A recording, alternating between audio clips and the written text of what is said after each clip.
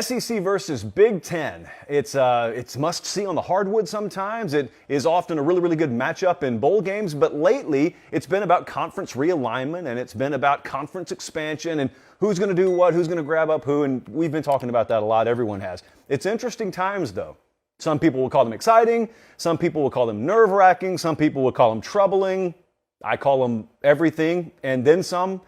But lately, what have we had? We've had media days, and everyone's been focused on what Greg Sankey's going to say at the podium in Atlanta, or what Kevin Warren most recently said at the podium in Indianapolis. And what the fear for everyone pretty much outside of the Big Ten and the SEC has been and continues to be is that those two brands, and that's what we need to call them now, not conferences, but brands. It's the buzzword these days, as you'll soon find out. Those two brands are going to do irreparable damage and harm to the overall landscape of college football. If I'm a Utah fan, if I'm a Virginia fan, they are going to do something to the sport that makes it unrecognizable, and I and my team, we can no longer even pretend to live in the same world as they do. That is a valid concern. I share your concerns. Pate State has nothing to worry about. We are one of the haves, as Nick Saban would say, yet I still share your concerns. So we rewind to a couple of weeks ago. We were down in Atlanta, I guess last week, for SEC Media Days, and all eyes were on Greg Sankey on that Monday. And he stepped up to the podium there, and what I thought he was going to say was pretty much what we got from him. Remember, one of the big points of debate in the South, and really nationally in college football recently, has been that man, if you're watching on YouTube, Greg Sankey, is he really comfortable with them just adding OU in Texas and then stopping at 16, or does he want to gobble up as much property, for lack of a better term, as he can and create a college football super conference? Now, I have not necessarily bought into that. I could be wrong. Some of you could be right. Some of you had bought into that. But when Sankey stepped up, I'm going to read some quotes here. When Sankey was speaking, here's what he said. He said, quote, "There's no urgency. There's no sense of urgency in our league. There's no panic and reaction to others' decisions. We know who we are. We're confident in our success. We're really looking forward to the expansion to 16. And I don't feel pressure to operate at a number. We'll watch what happens around us and be thoughtful but be nimble." Here's how that translated. I don't have any interest in moving beyond 16 right now. However, we are not going to be so ignorant as to say we're done, because we do need to accept the fact that someone else could make a move and then we need to counter. But he pulled the classic, hey, ball's in their court at the moment. We're not moving anymore unless we have to, which I was fine with. That's what I expected to hear from him. And I think given the current set of circumstances, since you can't hit the rewind button, that, if he's being honest, and I think he was the best you could have hoped for, right? Then the next thing that you would have hoped for is to fast forward to this week, and you would have hoped, if you want some semblance of normalcy to remain in the sport, that you would have heard the same sentiment echoed from Kevin Warren at Big Ten Media Days, right? We want to hear him say, hey, the SEC is standing still. We're going to stand still. We're good at 16. We'll plug it for now, and whatever's left over, true enough, we have rated the sport. Whatever's left over, though, it's going to be left over, and all's well that ends well. We'll have 2 super conferences, but it won't be so much that everyone just has to fade in the dust. It's not exactly what Kevin Warren said, and this is pretty much what I expected to hear from him this week. We begin from Kevin Warren, Big Ten Commissioner. Where does expansion go? I don't know. There are 2 types of people in this world. They look at change as a problem, or they look at change as an opportunity. I'm one of those individuals that when change occurs, I get excited about it. But, all right, we continue. In and of itself, that's not a bad way to live. You know what? This is me talking right now, so let me shut up. I'm going to continue with the Kevin Warren quote. This is where it's going to throw you for a loop. You're going to love this one. Quote, "I don't think you can close the door on future expansion. From a strategy standpoint, this is not the old college athletics. For the individuals and the conferences and schools that are not thinking that way, they're going to be Sears and Roebuck." Yes, kids, Sears and Roebuck. The giant that filed for bankruptcy. I've got the parentheses in my quote here. That's straight. That's blunt. That's where this deal is going. We have about 3 or 4 more years of perpetual disruption. During that period, either you're going to embrace change and build a business and get stronger, or not. I feel so gross when I read that. I've read it like 5 times today. I just feel like I need to take a shower. Nothing about that sounds like college athletics. Now, to his credit, Kevin Warren is telling you, hey, this is not the old college athletics. And that's true. What I said earlier this week remains.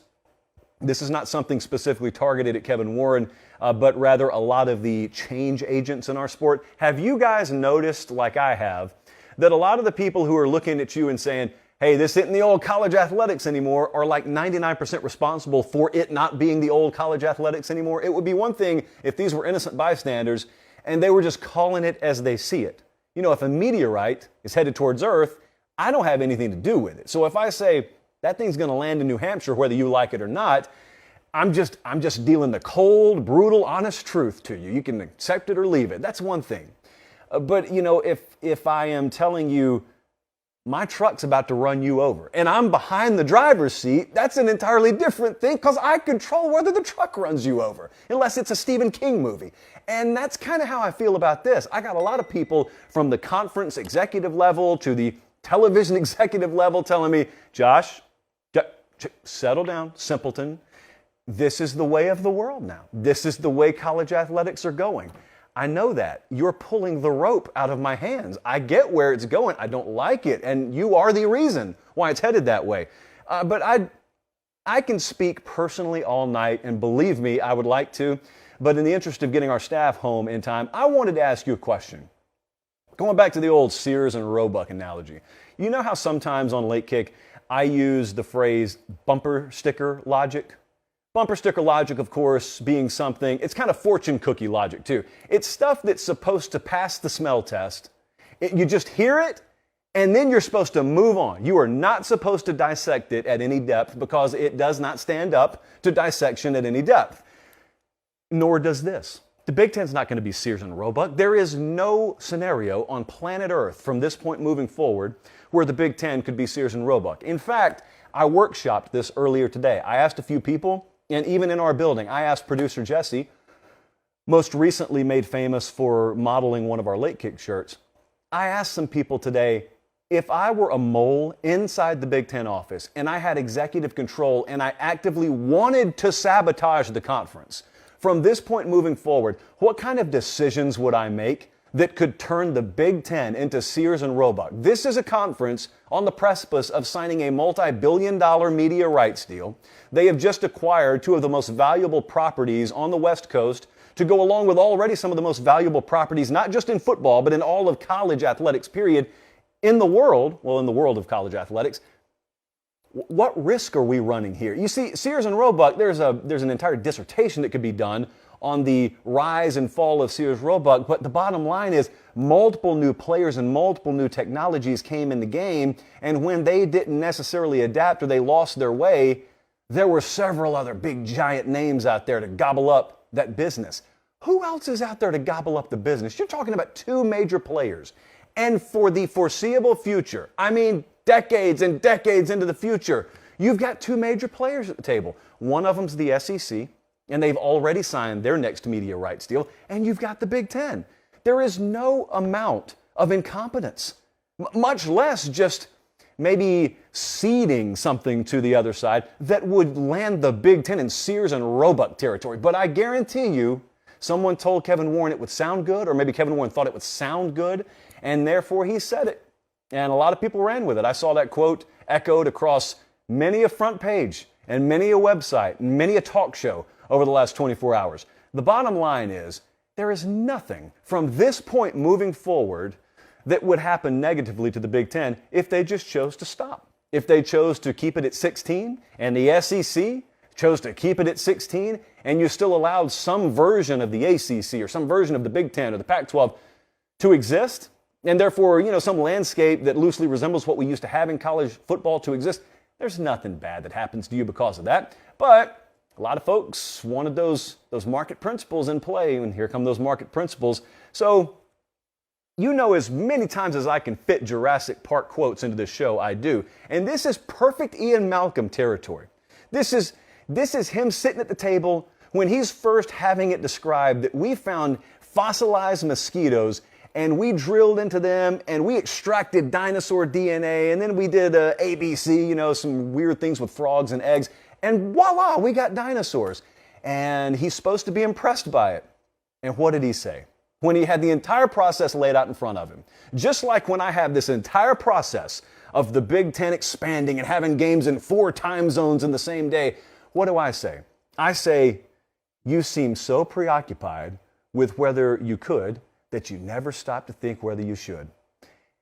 And since we're in the business of metaphors tonight and always, I look at this great big mansion that a couple of conferences are building in town. SEC, it looks insane. Big Ten, it looks insane. Look at the town around you. Do you see it? Do you see what's happening to it? Do you see, therefore, what could happen in the future to your property values? Not overnight. Your value does not go anywhere overnight. In fact, you're probably peaked. You're maximizing your value right now. The Big Ten will never be worth more. The SEC will never be worth more. What is college football worth? And then here's the great unanswerable question. I can't answer this for Kevin Warren. I can't answer this for Greg Sankey. I can't answer this for ESPN, CBS, or Fox. Some folks have to make grown-up adult decisions in a room, but they got to look in the mirror and they got to ask themselves, do we owe anything to college football? Do we owe anything? I'm not saying you have to first and foremost worship at the altar of college football. I know you wear that Big Ten lapel or that SEC lapel for a reason. You're accountable and responsible to your member institutions. I get all that. Is there a healthy balance? And I still believe, and I got a really, really big heart on this, and I still believe somewhere deep down in that heart of hearts, those guys know, yeah, we do have a responsibility. I just think that there are several more voices in the room than there used to be, and we don't always hear all those voices. You hear Sankey, you hear Kevin Warren. You don't always hear every special interest they have to be accountable to, and I know that that can cloud the decision a whole lot more than just what a 10 or 15-minute segment on this show makes it sound like, but I want to circle back to the question I asked you, because this is as simple as it is for me at the beginning of the show tonight. And this is kind of the fundamental problem a lot of us have. I asked you guys when we came on the air, what makes college football great? What makes college football great? If you're watching this show, you probably answer that question just like that. The bad thing right now is that we got a lot of folks making decisions about the future of this sport who could not immediately answer that question, and they could never adequately provide you an answer that you would accept because it's not great to them. It's property to them. I know it sounds like the plot line of Pocahontas, but it's kind of hitting us in real life terms in college football, and it's not fun. It's not fun to think about. It's not fun to think about people who could really take it or leave it and couldn't tell you the mascots for half of these teams in the country, but they do see dollar signs. They understand the P&L side of it, and that's not necessarily what any of us would answer when we ask each other what makes college football great.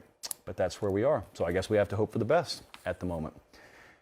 I didn't want to end in such a bleak note, but it's kind of the way it is at the moment. We'll see. Hey, look, the Big Ten has not gone beyond 16.